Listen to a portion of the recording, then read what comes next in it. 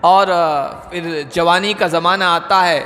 جوانی کا زمانہ بھرپور طاقت کا و قوت کا زمانہ ہے، انسان کے تمام اعضاء اس میں صحیح طریقے سے کام کر سکتے ہیں، اور یہ انسان کی زندگی کا سب سے بہترین سرمایہ، انسان کی زندگی کا سب سے بہترین سرمایہ ہے، جس میں انسان اچھی طریقے سے سوچ سکتا ہے، اپنی عقل کو کام میں لا سکتا ہے، اچھے طریقے سے کام کر سکتا ہے، اور خوب محنت کر کے کوشش کر کے اپنی بدحالی کو خوشحالی میں تبدیل کر سکتا ہے، عبادت بھی اچھے طریقے سے انجام دے سکتا ہے، دنیا کے کام بھی اچھے طریقے سے انجام دے سکتا ہے۔ اسی لیے حدیث میں آیا نا، اللہ کے نبی صلی اللہ علیہ وسلم نے ارشاد فرمایا کہ لا تزول قدم ابن آدم حتی یسأل عن خمس، کل قیامت کے روز اللہ تعالیٰ کے دربار میں میدان محشر میں اس وقت تک بندے کے قدم ہٹیں گے نہیں جب تک کہ اس سے 5 چیزوں کا سوال نہ کر لیا جائے اور اس کا جواب نہ دے دے۔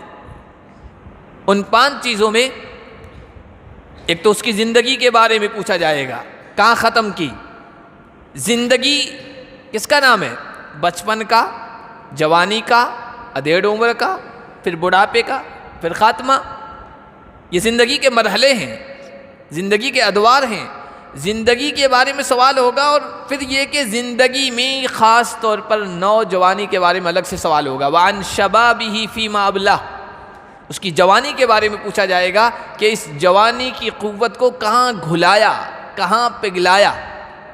اس لیے کہ سب سے بہترین چیز جوانی ہے جو انسان کی زندگی میں، اس جوانی کی زندگی کو اچھے طریقے سے استعمال کر کے انسان اپنی دنیا بھی بنا سکتا ہے، اپنے فقر کو، غربت کو مالداری میں بھی تبدیل کر سکتا ہے، بدحالی کو خوشحالی میں بھی تبدیل کر سکتا ہے، اور عبادت کر کے اللہ کو بھی راضی کر سکتا ہے، اور اپنی بعد والی دنیا کو بھی بنا سکتا ہے۔ دونوں دنیاؤں کو، اس دنیا کو بھی اور اس دنیا کو بھی اس نوجوانی کے ذریعے سے وہ بنا سکتا ہے۔ اسی لیے اللہ کے نبی صلی اللہ علیہ وسلم نے یہ بھی فرمایا اس نوجوان کے بارے میں، 7 قسم کے لوگوں کے بارے میں فرمایا کہ کل قیامت کے دن اللہ کا سایہ نصیب ہوگا، ان میں وہ نوجوان بھی ہے جو اپنی جوانی اللہ کی اطاعت میں، عبادت میں اور فرما برداری میں گزارے۔ شاب نشأ فی عبادت اللہ کی آیت نمبر 52 سے کر رہے۔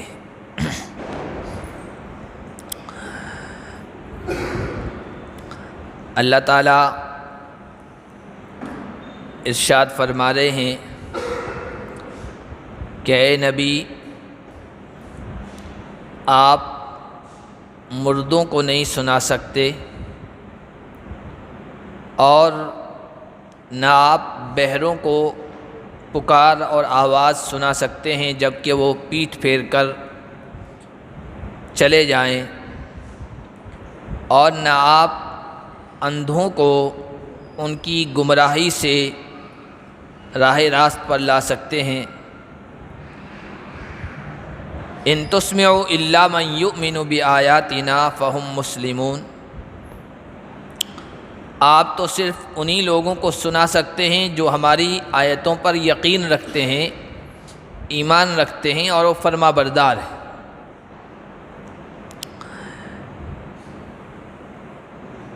یہاں پر جو مردہ کہا گیا وہ شخص ہے جو ایمان سے محروم ہے،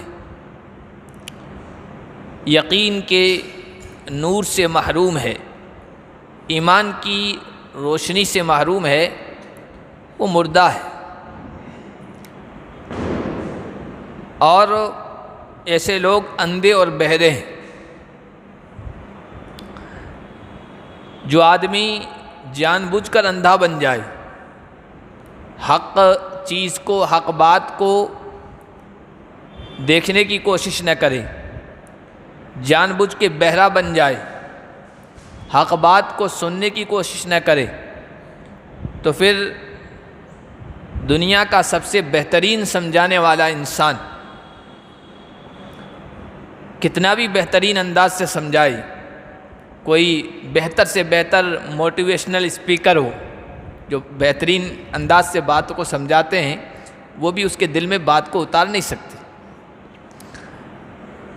بہرا انسان اگر ہمارے سامنے ہے اور ہم اس کو بات کہہ دیں تو ہو سکتا ہے کہ ہمارے ہونٹوں کی حرکت کے اشارے سے انداز سے سمجھ جائے کہ سامنے والا آدمی کیا کہنا چاہ رہا ہے، لیکن اذا ولوا مدبرین، اگر وہ ادھر منہ کر لے تو آپ کتنے ہی اچھے انداز سے اور کتنے ہی زور سے پکاریں، آپ اس کو اپنی آواز نہیں سنا سکتے۔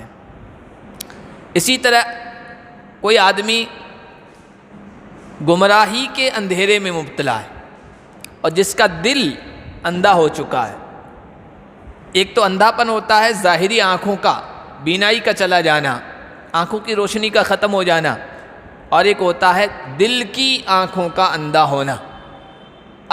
ان اعمل اما عمل قلب، حضور نے فرمایا سب سے خطرناک اندھاپن دل کی آنکھوں کا اندھاپن ہے۔ انسان کی دل کی آنکھیں یعنی بصیرت چلی جائے جسے کہتے ہیں۔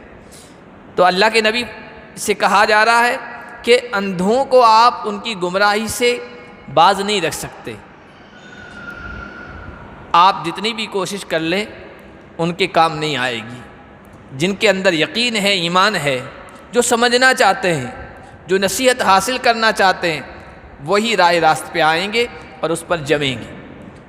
اللہ کے نبی صلی اللہ علیہ وسلم نے اپنے بعض قریبی لوگوں کے لیے کتنی کوشش کی، دل کی چاہت تھی، بلکہ تمام انسانوں کے سلسلے میں اللہ کے نبی کی خواہش یہ تھی کہ ایک ایک انسان جہنم کی آگ سے بچ جائے، اور اتنا اپنے اوپر سوار کر لیا تھا کہ اللہ نے بار بار قرآن میں کہا ہے اپنے آپ کو اتنا نہ گھلائیں، اپنے آپ کو اتنا پریشان نہ کریں، ایسا لگتا ہے کہ ان کی فکر میں آپ اپنے آپ کو ختم کر دیں گے۔ لعلک باخع نفسک الا یکونوا مؤمنین، یہ لوگ ایمان نہیں لاتے، ایسا لگتا ہے کہ ان کی فکر میں آپ اپنے آپ کو ختم کر دیں گے۔ سورہ کہف کی آیات۔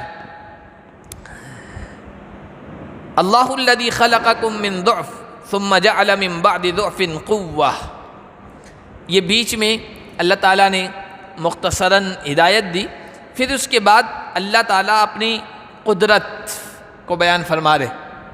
اس سے پہلے بھی جو آیات گزری اس میں بھی اللہ تعالیٰ نے اپنی قدرت کی نشانیاں بیان فرمائی تھی۔ اللہ وہ ہے جو اپنی قدرت سے مانسون کی ہوائیں چلاتا ہے، سمندر میں کشتیوں کو، بحری بیڑوں کو چلاتا ہے، فضا میں ہوائی جہاز کو قائم کیے ہوئے ہے، اس کو چلا رہا ہے۔ اللہ وہ ہے جو بادلوں کو ہھکاتا ہے، مردہ زمینوں کو زندہ کرتا ہے۔ یہ اللہ نے اپنی قدرت کی نشانیاں بتائی تھی۔ اب یہ آخری رکوع ہے سورہ الروم کا، اس میں اخیر میں اللہ اپنی قدرت اور پھر اس بات پر قدرت کہ اللہ دوبارہ تمہیں زندہ کر سکتا ہے، قیامت برپا ہوگی، اس کو بیان کیا جا رہا ہے۔ اللہ وہ ہے جس نے تمہیں کمزوری کی حالت میں پیدا کیا۔ انسان پیدا ہوتا ہے، اس کے جو شروع کے دن ہوتے ہیں، آپ دیکھیے کتنا انسان کمزور ہوتا ہے، خود ہل ڈل نہیں سکتا، حرکت نہیں کر سکتا، ماں باپ کا محتاج ہوتا ہے، قریبی لوگوں کا محتاج ہوتا ہے۔ انسان کیا، ہر پیدا ہونے والی مخلوق کا شروع میں یہی حال ہوتا ہے، یہی عالم ہوتا ہے۔ اللہ وہ جس نے تمہیں کمزوری کی حالت میں پیدا کیا۔ انسان ہے ہی کمزور، ناتواں، بے بس۔ اللہ کی قدرت کے سامنے انسان اور ساری مخلوق بے بس۔ تو اللہ اپنی قدرت بتا رہے تم کو کمزوری کی عالم میں ہم نے پیدا کیا ہے۔ ثم جعل من بعد ضعف قوة، پھر اللہ نے کمزوری کے بعد طاقت عطا کی۔ آہستہ آہستہ انسان بڑھتا ہے اور پھر جوانی کا زمانہ آتا ہے۔ جوانی کا زمانہ بھرپور طاقت کا اور قوت کا زمانہ ہے۔ انسان کے تمام اعضاء اس میں صحیح طریقے سے کام کر سکتے ہیں، اور یہ انسان کی زندگی کا سب سے بہترین سرمایہ، انسان کی زندگی کا سب سے بہترین سرمایہ ہے، جس میں انسان اچھی طریقے سے سوچ سکتا ہے، اپنی عقل کو کام میں لا سکتا ہے، اچھے طریقے سے کام کر سکتا ہے، اور خوب محنت کر کے، کوشش کر کے اپنی بدحالی کو خوشحالی میں تبدیل کر سکتا ہے، عبادت بھی اچھے طریقے سے انجام دے سکتا ہے، دنیا کے کام بھی اچھے طریقے سے انجام دے سکتا ہے۔ اسی لیے حدیث میں آیا نا، اللہ کے نبی صلی اللہ علیہ وسلم نے ارشاد فرمایا کہ لا تزول قدم ابن آدم حتی یسأل عن خمس، کل قیامت کے روز اللہ تعالیٰ کے دربار میں، میدان محشر میں، اس وقت تک بندے کے قدم ہٹیں گے نہیں جب تک کہ اس سے 5 چیزوں کا سوال نہ کر لیا جائے اور اس کا جواب نہ دے دے۔ ان 5 چیزوں میں ایک تو اس کی زندگی کے بارے میں پوچھا جائے گا، کہاں ختم کی زندگی، کس کا نام ہے؟ بچپن کا، جوانی کا، ادھیڑ عمر کا، پھر بڑھاپے کا، پھر خاتمہ۔ یہ زندگی کے مرحلے ہیں، زندگی کے ادوار ہیں، زندگی کے بارے میں سوال ہوگا۔ اور پھر یہ کہ زندگی میں خاص طور پر نوجوانی کے بارے میں الگ سے سوال ہوگا، وَعَنْ شَبَابِهِ فِيمَا أَبْلَاهُ، اس کی جوانی کے بارے میں پوچھا جائے گا کہ اس جوانی کی قوت کو کہاں گھلایا، کہاں پگھلایا۔ اس لیے کہ سب سے بہترین چیز جوانی ہے جو انسان کی زندگی میں، اس جوانی کی زندگی کو اچھے طریقے سے استعمال کر کے انسان اپنی دنیا بھی بنا سکتا ہے، اپنے فقر کو، غربت کو مالداری میں بھی تبدیل کر سکتا ہے، بدحالی کو خوشحالی میں بھی تبدیل کر سکتا ہے، اور عبادت کر کے اللہ کو بھی راضی کر سکتا ہے اور اپنی بعد والی دنیا کو بھی بنا سکتا ہے۔ دونوں دنیاؤں کو، اس دنیا کو بھی اور اس دنیا کو بھی اس نوجوانی کے ذریعے سے وہ بنا سکتا ہے۔ اسی لیے اللہ کے نبی صلی اللہ علیہ وسلم نے یہ بھی فرمایا اس نوجوان کے بارے میں، 7 قسم کے لوگوں کے بارے میں فرمایا کہ کل قیامت کے دن اللہ کا سایہ نصیب ہوگا، ان میں وہ نوجوان بھی ہے جو اپنی جوانی اللہ کی اطاعت میں، عبادت میں اور فرما برداری میں گزارے۔ شاب نشأ فی عبادت اللہ۔ تو پھر اللہ کمزوری کے بعد طاقت عطا کرتا ہے، انسان جوان ہو جاتا ہے۔ ثم جعل من بعد قوت ضعفا وشیبہ، پھر اللہ تعالیٰ طاقت کے بعد کمزوری اور بڑھاپا لے آتا ہے۔ پھر مرحلہ بڑھاپے کا آتا ہے جس میں طاقت کے بعد پھر کمزوری ہے، ضعف ہے، انسان کا ایک ایک عضو کمزور ہوتا چلا جاتا ہے۔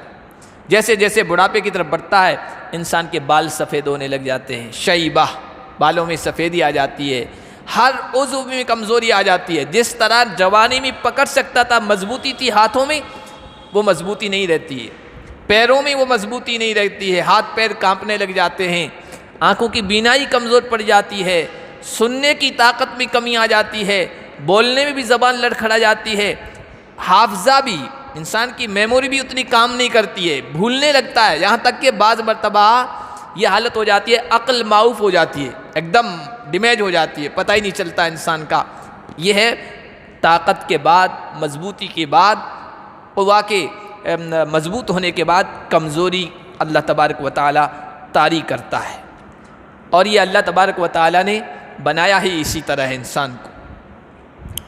دنیا کا مرحلہ تھوڑا رکھا ہے اور دنیاوی بدن کو کمزور بنایا ہے تاکہ عمل تھوڑا ہو اور اس کا بدلہ جو ہے نا وہ زیادہ ہو۔ آخرت کی زندگی کو اللہ نے مضبوط بھی بنایا، ہر اعتبار سے مضبوط اور لمبا بنایا ہے، دنیا کی طرح مختصر نہیں۔ طویلۃ الامد، بہت لمبا، ابد الآباد، ہمیشہ کی زندگی ہے وہ، تاکہ اللہ اپنے کرم اور احسان انسانوں کے سامنے رکھ سکے کہ دیکھو ہم نے اعضاء کمزور بنائے تھے تمہارے تاکہ عمل کم کر سکو۔ بس 50-60 سال کی زندگی عمل کرنا، وہی 15 سال تو چھوٹ ہے، جب تک بالغ نہیں ہے تب تک چھوٹ ہے، اس کے بعد اعمال کرنا ہے۔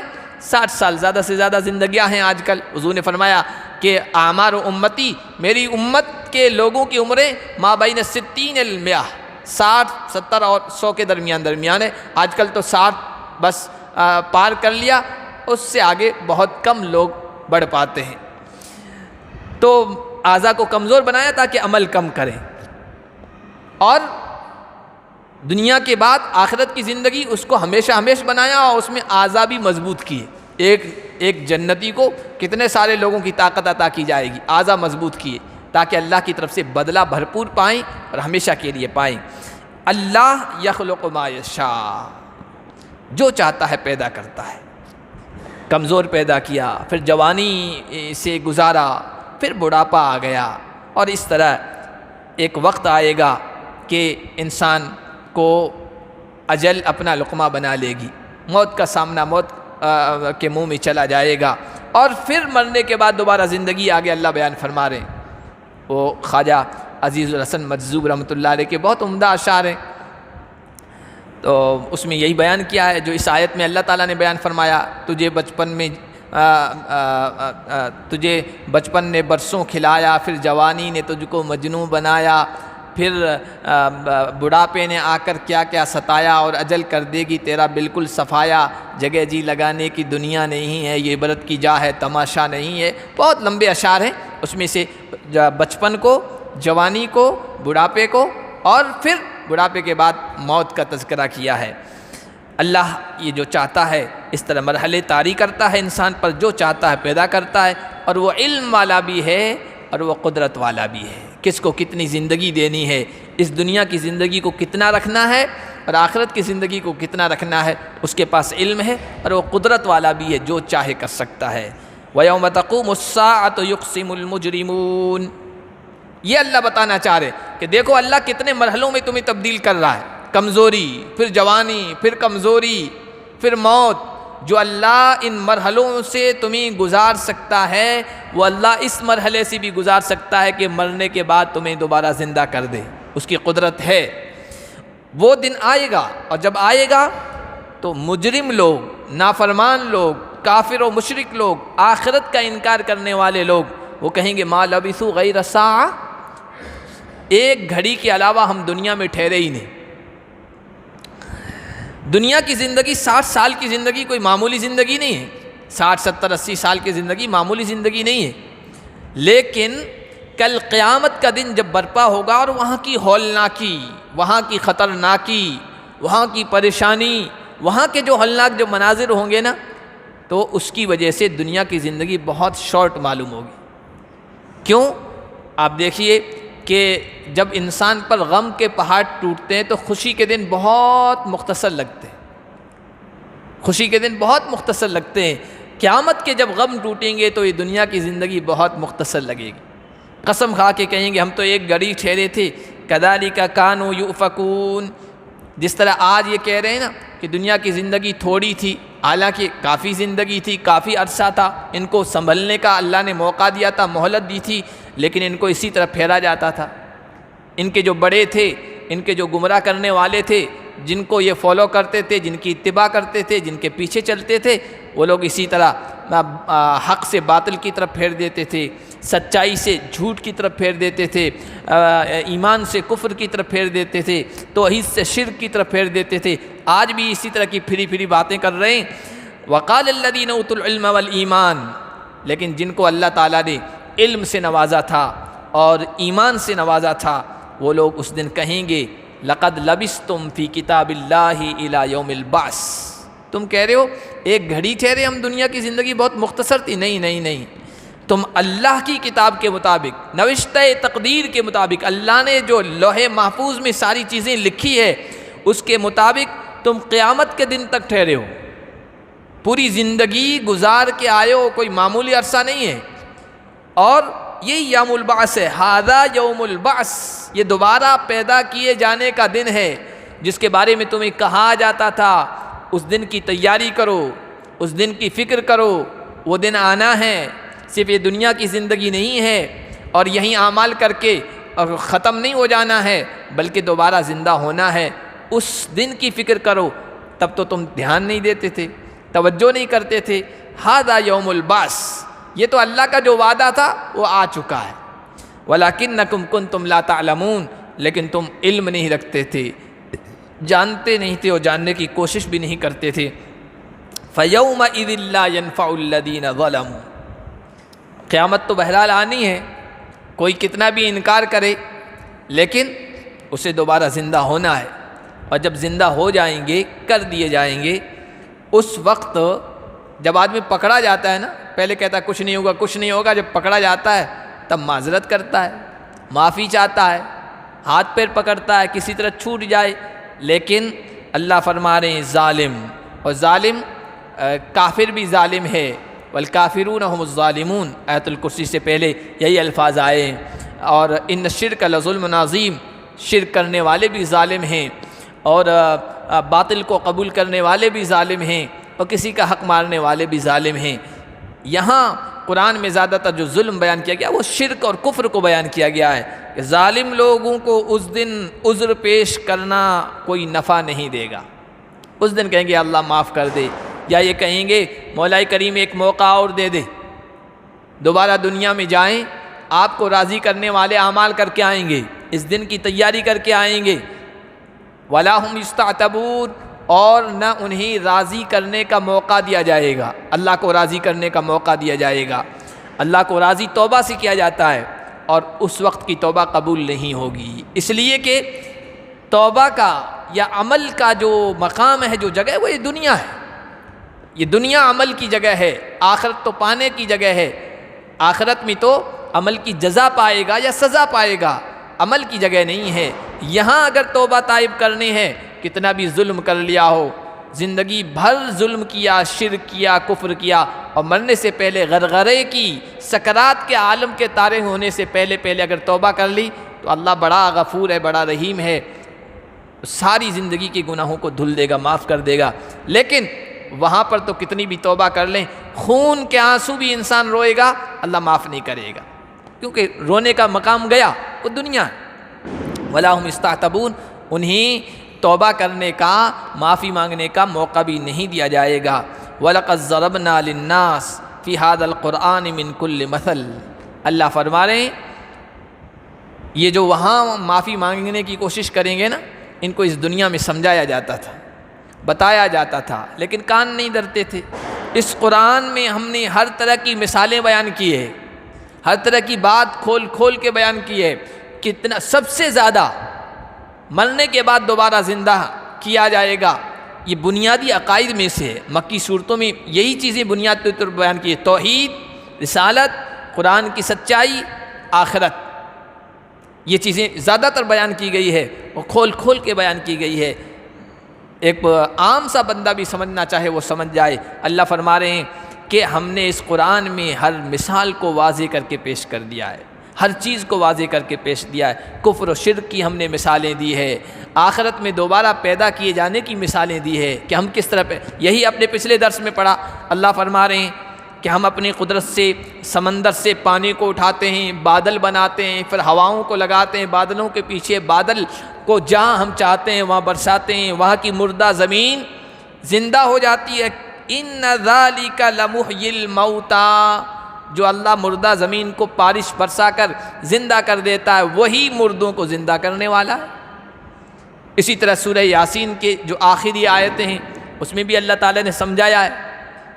ایک انسان آ کر اللہ کے نبی صلی اللہ علیہ وسلم کی خدمت میں آ کے بوسیدہ ہڈی اٹھا کر اور یوں مسل کر اور پھر یوں پھونک مار کر کہتا ہے، دیکھو یہ ہڈی قبرستان سے لایا ہوں، اتنی بوسیدہ چور چور، اور یہ ہوا میں تحلیل ہو گئی، اس کو زندہ کرے گا اللہ، اس کو زندہ کرے گا۔ کیسے زندہ کرے گا جبکہ یہ بوسیدہ ہو گئی، مٹی میں مل گئی، سمندر میں بہہ گئی، ندی نالوں میں ڈال دی گئی، پتہ نہیں کہاں کہاں چلی گئی، جلا کر خاک کر دی گئی۔ تو اللہ تعالیٰ نے فرمایا اولم یر الانسان انا خلقناہ من نطفۃ فاذا هو خصیم مبین وضرب لنا مثلا ونسی خلقہ، ہمارے سامنے مثالیں دیتا ہے ہڈیوں کی، اپنی تخلیق بھول گیا، کچھ بھی نہیں تھا، ہم نے پیدا کر کے دکھا دیا، نطفے سے، پانی سے ہم نے ایک پورا خوبصورت انسان، مضبوط انسان کو وجود بخش دیا، پیدا کر دیا، اور مثالیں بیان کرتا ہے۔ اللہ جس طرح انسان تھا نہیں اس کو نطفے سے پیدا کر دیا، اسی طرح پیدا کرنے کے بعد، مارنے کے بعد دوبارہ زندہ بھی کر سکتا ہے۔ سورہ قیامہ میں اس کو بیان کیا، ہر جگہ اس کو بیان کیا ہے۔ اللہ نے یہ ساری مثالیں بیان کی ہے، ایک ایک چیز کھول کے بیان کی ہے۔ اس دنیا میں اگر اس قرآن کی ہدایت پر عمل کر لیں تو ٹھیک ہے، لیکن جو ضد پر ہیں، عناد پر ہیں، ہٹ درمی پر ہیں، وہ بات نہیں مانیں گے۔ وَلَئِن جِئْتَهُمْ بِآيَةٍ لَيَقُولَنَّ الَّذِينَ كَفَرُوا إِنْ أَنْتُمْ إِلَّا مُبْطِلُونَ، سمجھنے کے لیے قرآن کافی ہے، لیکن انکار کرنے والوں کی طرف سے طرح طرح کی ڈیمانڈ حضور کے زمانے میں بھی تھی، آج بھی لوگ طرح طرح کی باتیں کرتے ہیں، طرح طرح کی دلیلیں مانگتے ہیں۔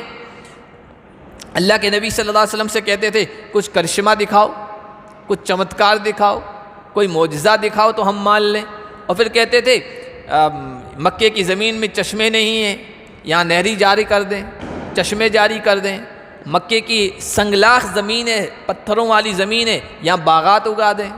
آپ تو غریب آدمی، آپ کے پاس کچھ ہے ہی نہیں، اور آپ کہہ رہے ہیں میں نبیوں کا سردار ہوں، آپ کا تو سونے کا محل ہونا چاہیے اللہ کی طرف سے، ہم دیکھیں آپ کی شان و شوکت، آپ کا روب و دبدبا، آپ کے پیچھے حشر و قدم ہونا چاہیے، فلاں فلاں، یہ سب اس میں سورہ بنی اسرائیل میں ان کی ڈیمانڈیں ذکر کی گئی ہے، قرآن کی دوسری جگہوں میں بھی.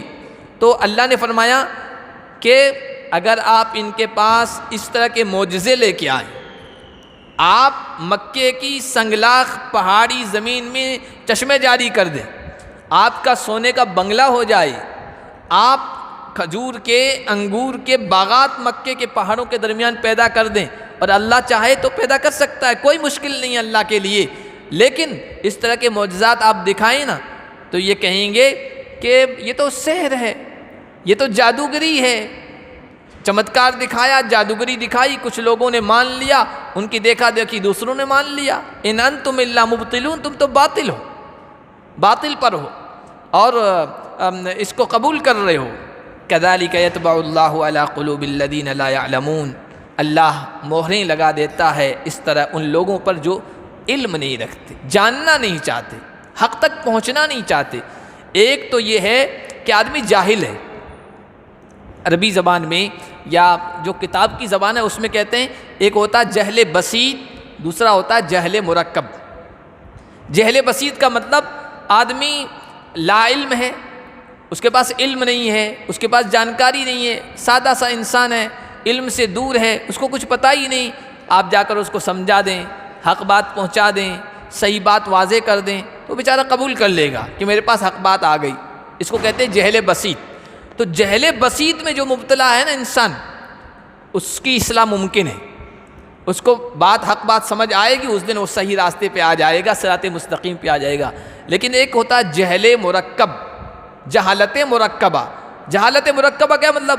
انسان غلط راستے پر ہے، اسی کو صحیح سمجھ رہا ہے، اسی پر اڑیل ہے، اسی پر ضد کے ساتھ جمع ہوا ہے اور حق بات کو بالکل سننے کے لیے تیار نہیں، غلط بات کو ہی صحیح سمجھ رہا ہے، غلط بات کو ہی صحیح سمجھ رہا ہے، اس پر اڑا ہوا. اس کو کہتے ہیں جہالت مرکبہ یا جہل مرکب. ایسے انسان کی اصلاح ممکن نہیں ہے. تو یہ جو مطالبے کرتے تھے نا، یہ وہ لوگ تھے جو جہالت مرکبہ میں تھے.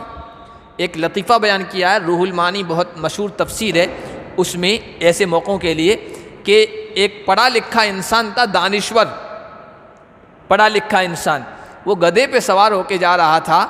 تو گدھا، وہ مثال اسی لیے دی جاتی ہے کہ لوگوں کی سمجھ میں آئے.